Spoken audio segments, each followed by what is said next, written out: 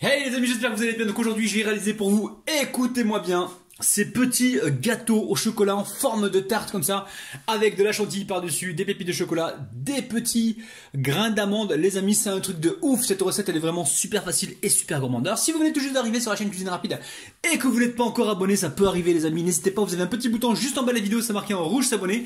Cliquez dessus, c'est entièrement gratuit et en plus vous allez apprendre énormément de choses. On part en cuisine. Alors pour réaliser ce gâteau qui est vraiment très facile, il va nous falloir 200 g de chocolat noir, 120 g de beurre, 3 œufs entiers, une pincée de fleur de sel, une cuillère à soupe de vanille liquide, 70 g de farine, 90 g de sucre, une demi-cuillère à café ici de levure chimique. Et il nous faudra un tout petit café, je suis en train de le préparer les amis. Voilà, c'est tout ce qu'il va nous falloir pour réaliser ces petits gâteaux. Allez, c'est parti. Très simple, dans le saladier je mets le beurre, hop là. Le beurre et le chocolat. Et j'amène ça à fondre soit au bain-marie, soit au micro-ondes. Toujours en surveillant, on va y aller par un coup de 30 secondes. Allez, maintenant je vais prendre le fouet les amis. Hop là. Le fouet que voici, que voilà.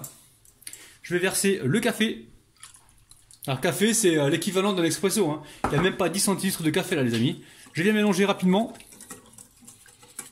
Ça sent très bon les amis. Vous allez voir cette recette, elle est de ouf. Alors on va... Ouh, ça va. Donc là je vais rajouter les œufs un par un. Et par contre je vais fouetter rapidement. Hein. Hop là.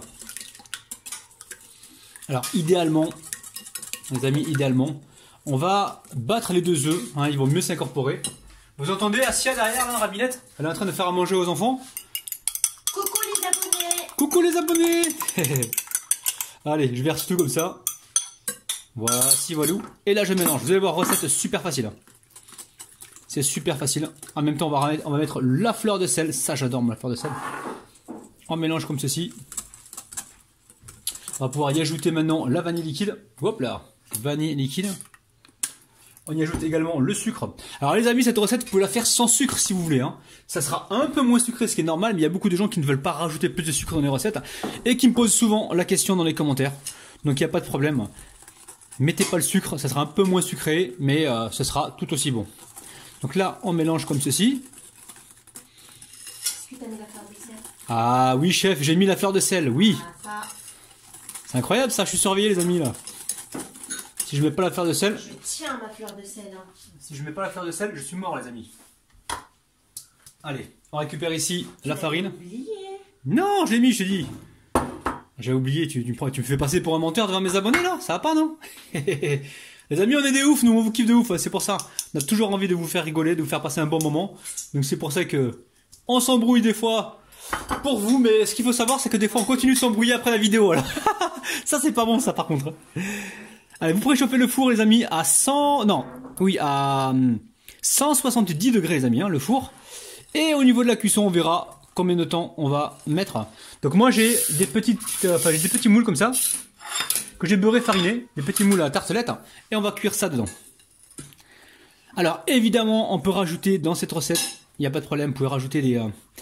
comment dire, vous rajoutez les arômes que vous aimez. Tu fais quoi? Si tu es en train de manger, tu bouges partout? Tu me déranges? Non, ben non, si je dis que tu me déranges, tu vas pas être contente après. Je te porte bonheur moi. Tu me portes bonheur, ok d'accord. Ah les amis. Donc voilà, la pâte est prête. On va pouvoir la couler directement dans nos petits moules. Parce que j'ai besoin de toi. Si je te dis non, tu vas te vexer. Si je te dis oui, je vois pas ce que tu vas m'apporter de plus parce que la pâte est terminée déjà. Il n'y avait plus qu'à faire la cuisson. Bah alors salut. Allez, bye bye. Bye bye. Alors la famille, je vais laisser la pâte reposer comme ça. On va la laisser reposer environ 30 minutes. Là, le temps d'aller chercher ma fille. Et on viendra ensuite les couler dans nos petits moules. Alors attention, moi j'ai des moules à fond amovibles comme ça, qui se détachent. Donc assurez-vous que ce soit bien fermé parce que si la pâte elle est trop liquide, ça risque de sortir. Donc laissez la pâte reposer environ 30 minutes. Vous pouvez la mettre au réfrigérateur si vous voulez, il n'y a pas de problème. Donc là on va la laisser reposer. Ou sinon vous prenez des moules directement comme ça, où il n'y a pas de forme movible, et vous pouvez enchaîner tout de suite pour la cuisson. Alors la famille, j'ai laissé donc la pâte 15 minutes, environ 15 à 20 minutes au réfrigérateur. Donc là elle a un petit peu épaissi. Hein. Attention, ne coulez pas votre pâte trop liquide là-dedans les amis, laissez-la refroidir.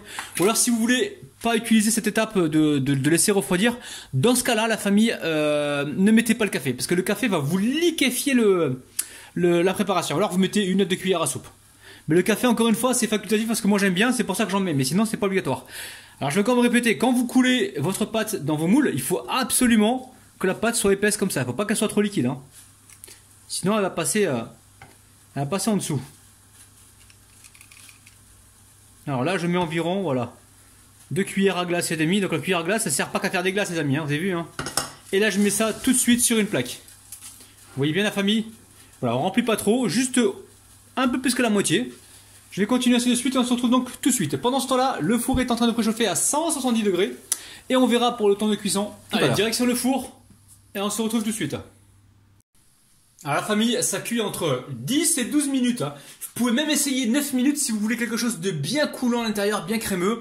Ne dépassez pas les 8 à 9 minutes si vous voulez vraiment quelque chose de mi-cuit. Donc là, on les a cuits, moi je les ai cuits 12 minutes. Hein. Je vais les laisser complètement refroidir. D'ailleurs, ils ont commencé à refroidir.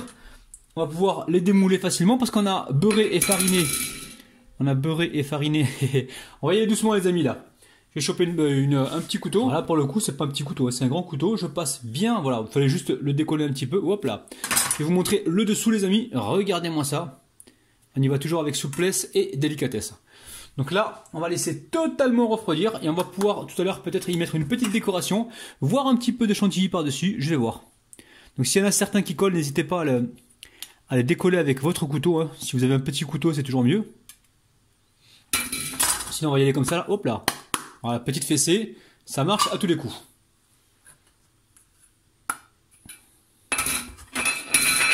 Alors, on va glisser pareil le couteau.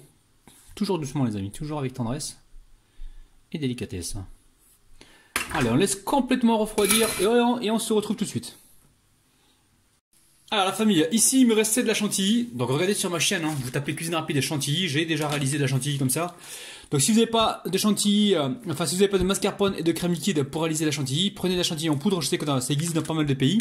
Sinon, pour cette recette, donc moi j'ai fait une grosse quantité, après vous pouvez diviser en deux. Donc moi j'ai pris 500 g de mascarpone, 20 centilitres de crème liquide entière, donc à 30% de matière grasse minimum, donc bien froid, et j'ai pris 80 g de sucre glace, avec une cuillère à soupe de vanille. J'ai mélangé tout ça au batteur jusqu'à épaississement complet. Pour faire ça, après vous n'avez pas besoin de toute cette quantité. Hein.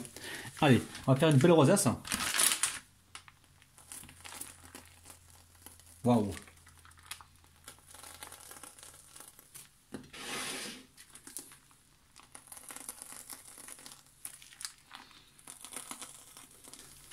Alors on arrive en fin de vidéo, j'espère que cette recette fera plaisir à Sabonnette qui est une abonnée qui laisse régulièrement des commentaires, ça fait un petit moment que je ne l'ai pas vue, et elle adore le chocolat, donc petit clin d'œil à Sabonnette. On fait quoi les amis, on goûte? Allez, bismillah. Parce que c'est vous, hein. Alors il paraît qu'il ne faut pas parler la bouche pleine. Les amis, prenez soin de vous, les images parlent d'elles-mêmes. Bye bye.